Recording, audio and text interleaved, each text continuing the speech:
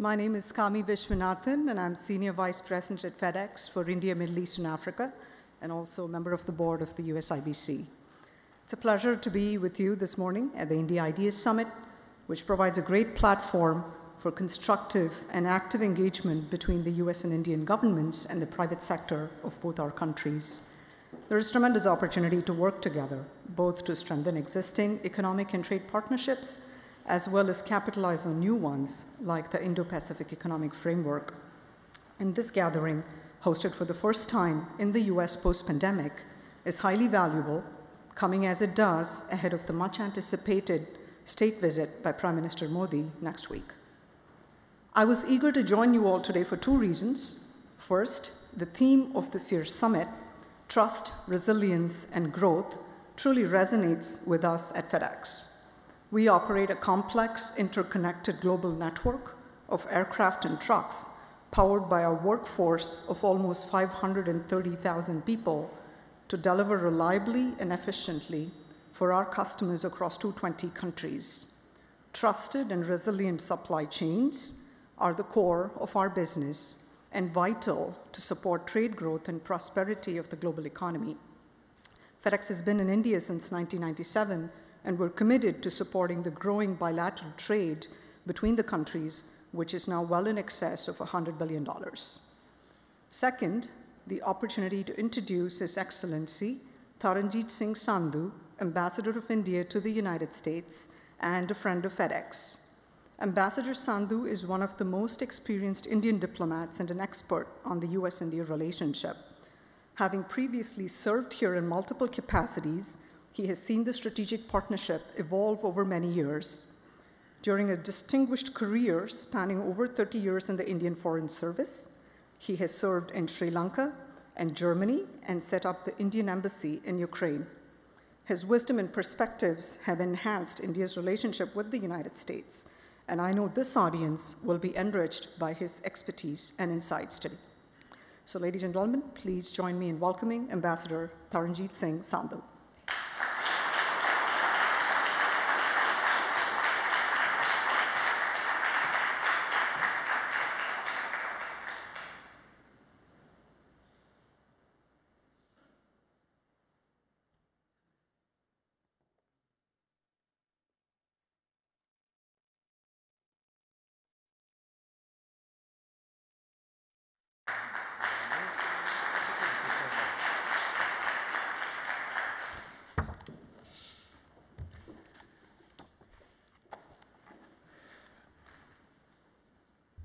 Thank you, Ambassador Keshup,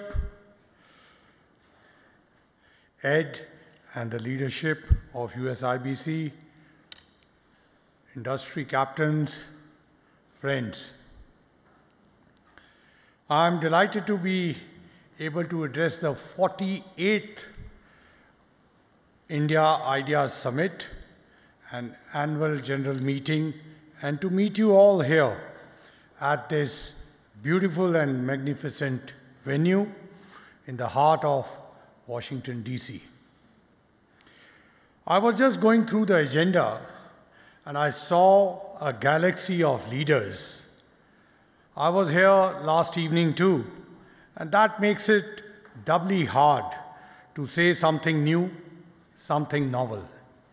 And after all, it is Ideas Summit. One has to measure up. Atul always gives me difficult tasks. 2023 is a special year for India, and for many reasons. Importantly, it holds the chair of G20. India's leadership of G20 has brought new energy and direction. Friends, USIBC and the Chamber have been a strong source of support for India-US partnership over many years. You have applauded us when we did well. You have been candid with us when you felt we could have done better. You have provided guidance and insights on commercial and strategic partnership. My special thanks to Atul, a dear friend who has been a fellow traveler, as he mentioned, in the India-US partnership over the years. Last evening, I mentioned about the Union Station. I don't think many of you picked it up, and I'm glad you didn't. In 2013, December, on a very cold and a rainy day, Atul and I received our incoming ambassador, Dr. S. Jaishankar. And it was indeed gloomy times. I will not say anything more on that, but you can find out what was happening in December 2013. We have seen from various vantage points the steady progress in the relationship. Over time, we have overcome the skeptics and cynics. And I would like to quote here my External Affairs Minister, Dr. Jaishankar, who recently said, "Diplomacy is for the optimists." In no small part, Atul has conspired with me in this over the years. And what a journey it has been. When I look back at the last 25 years on the India-US account, I am filled with a sense of deep satisfaction and optimism. We are together today by purpose, reason, comfort, design, and destiny. As world's largest and oldest democracies, as pluralistic nations, as market economies, as societies that respect innovation, we have a lot in common. From the initial 3 words in our constitutions, we, the people, to the ideals of our leaders, Gandhiji, Martin Luther King, Dr. B.R. Ambedkar, to the inspiring stories of the freedom struggle, we hold dear shared values and aspirations. The 4 million strong Indian American diaspora in the United States and the 200,000 Indian students in the United States, both of which Secretary Blinken mentioned about yesterday, are living examples of the strong bond of friendship between our 2 countries. Demographic connect and democratic connect are natural for us. The United States has the necessary capital and the technology know-how, while we offer both the scale and the talent. This is a stock which anyone would bet on. Friends, over the last 6 months, we have had a flurry of activity. You take any day there is a delegation from India in the United States or an American visitor in India. Even as I speak, National Security Advisor Jake Sullivan is in New Delhi. There is an unmistakable energy and a drive, a desire to get things done across sectors. It was just in the end of January this year, and in this very building, the 2 NSAs, along with Commerce Secretary Raimondo, spoke about the complementarities in our vision at the ISET Roundtable, where we discussed the need for our strategic, commercial, and scientific worlds to converge. India-US initiative on critical and emerging technologies has been a game changer in our partnership. Needless to say, all this adds up to the historic visit of Prime Minister to Washington, D.C. In about a week from now, Prime Minister Modi will be received by President Biden at the White House for a state visit. As Atul mentioned, this will be only the 3rd time in our independent history that an India's leader is accorded this honor by a US president. It will also be a rare occasion where Prime Minister will address a joint session of Congress for the second time, joining a select group of world leaders and the only Indian leader to do so twice. There will also be other important engagements, but let me say no more, lest I break the suspense. Last time, when my Prime Minister addressed the United States Congress in 2016, he spoke about overcoming the hesitations of history. It is a measure of how far we have come in this last 7 years. We have fixed our gaze firmly on the future, building our cooperation from the seas to the stars. The tagline for India-US relationship, which I like the most, is a partnership like no other. And you may think that this is what good diplomats say about every relationship. Believe me, this is unique. Today at the Ideas Summit, I have 5 ideas, or rather thoughts, that I want to share. 1, do not be miserly in setting new goals. Be ambitious.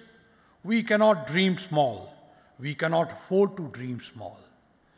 Given our strengths and synergies, we need to challenge ourselves every day. Tell us the next big ideas for partnership, how we can use our respective strengths most effectively. If you look at India's own journey in the last decade, we have reasons to be ambitious. In 2009, and I'm only talking of 2009, 17% of people in India had bank accounts. 15% used digital payments. 4% had a unique digital identity. And about 37% had mobile phones. Today, 80% have bank accounts. More than 80% of the households in India use digital payments. Nearly 99% of the population has unique IDs, and more than 90% have mobile phones.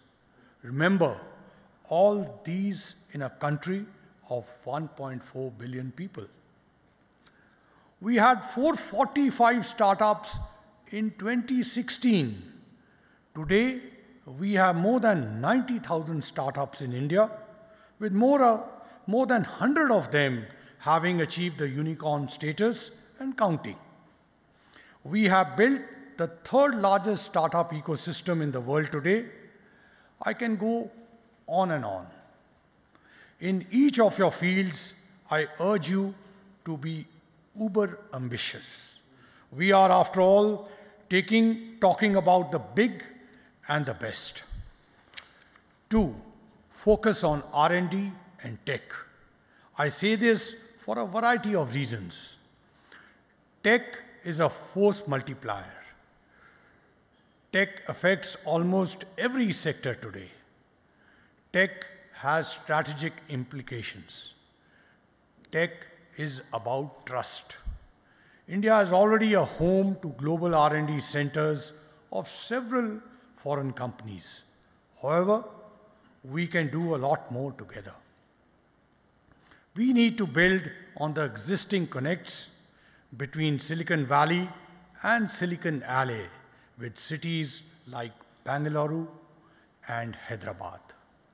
We also need to look beyond, as talent is not housed in any particular area or community. 3rd, related to this, is skilling. Our societies cannot be future ready if we do not skill the present generation. In this space too, I am glad to see the good work that is going on. We want to see more US universities in India and more US companies strengthening Indian talent for our shared goal. I'm also happy to see good work of the Indian companies. In the United States, more than 200 Indian companies are present. A recent report by CII indicates more than $40 billion of investments by these companies, With many leading the way in skilling the US force, many of the Indian industry leaders are present in this room today. My special compliments to them. We are collaborating on this also under IPEF and Quad. The IPEF STEM exchange program was announced at the recent IPEF Ministerial in Detroit for early and mid-career professionals. You are well aware of the Quad STEM Fellowship, but I am sure if you saw the outcomes of the recent Quad Summit in Hiroshima, we announced Quad Infrastructure Fellowships, at least 1,800 of them, to share best practices on high standard infrastructure projects. We also announced increased collaboration amongst our scientists and experts on subjects such as ocean research as well as next generation agriculture. My fourth point is a bit more philosophical, but also practical. If experience is good, remember it. If experience is not so good, forget it. We cannot be held hostage to our past. There have been times when things would have shaped up or bashed up to your expectations.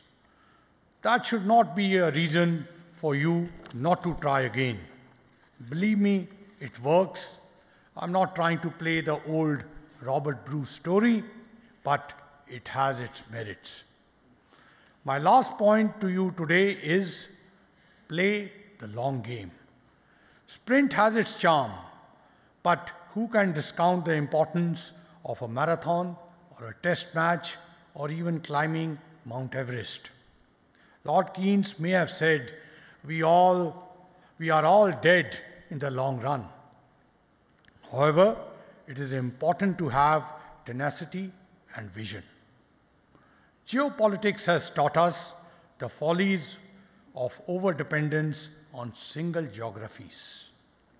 We ended up here because we played short balls, took decisions which were easy. We need to diversify, build resilient, reliable, sustainable supply chains. We have already seen many US companies take the advantage of opportunity of PLI schemes in India, including most recently Apple and its supplier Foxconn. It is estimated that by 2025, 1 out of every 4 iPhones in the world will be manufactured in India. But we need more such stories.